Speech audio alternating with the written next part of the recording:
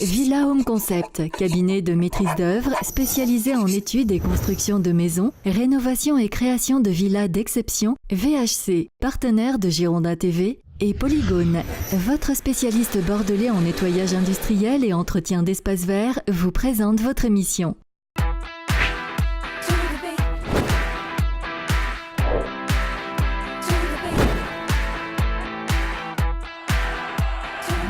Bonsoir à tous, c'est une nouvelle semaine qui commence au pays merveilleux de Girondin TV et qui commence de la plus belle des manières puisque nous allons revenir aujourd'hui dans cette émission principalement sur la 15e journée de Ligue 1 et la belle victoire, la large victoire des Girondins de Bordeaux face à Ajaccio. C'était dimanche après-midi. Vous avez certainement suivi la rencontre sur ce plateau pour analyser tout ce qui s'est passé au cours de ces 92 minutes. Marius Trésor, bonjour.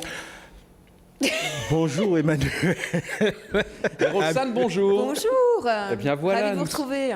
Nous sommes à l'unisson, c'est un plaisir partagé, ma chère Roxane. Dans quelques instants, le résumé de la rencontre face à Ajaccio, la conférence de presse qu'a tenue Francis Gillot à l'issue de cette rencontre, et puis on va se projeter sur la 16e journée de Ligue 1 puisque l'actualité passe vite, vous le savez, match tous les 3 jours, déplacement demain des Girondins de Bordeaux en Bretagne face à Guingamp. Le coup d'envoi de cette rencontre sera donné à 19h, comme d'habitude, prise d'antenne 1 heure avant sur Girondin TV autour d'Olivier Faure. Vous retrouverez Marius Trésor et Lilian Lasland avec qui nous ne perdons jamais. Franck ne vient pas ? Non, Franck il vient pas.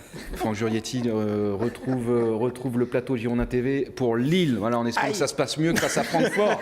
Bon, il a la pression, Franck Jurietti. Mais tout de suite, avant de débuter cette émission et de parler de cette 15e et 16e journée de Ligue 1, le tour de l'actu en moins de 2 minutes, c'est présenté par Olivier Faure.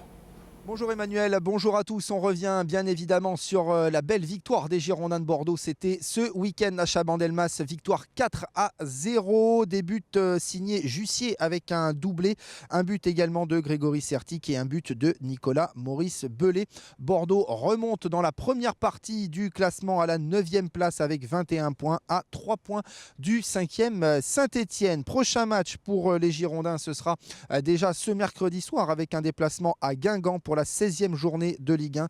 Coup d'envoi de cette rencontre à 19h. Il y aura des absents de part et d'autre pour ce match. Tout d'abord côté guingampais, Mandane est suspendu, tout comme le défenseur Diallo. Enfin, l'attaquant Yatabaré est blessé. Côté bordelais, Traoré et Kabouni sont blessés aux adducteurs et André Biogo-Poko, lui, est toujours blessé. Enfin, notez que l'arbitre de cette rencontre sera monsieur Sébastien Deciage. C'est la première fois qu'il dirigera donc ce mercredi soir un match des Marines et Blancs. Voilà pour l'essentiel de l'actualité, Emmanuel.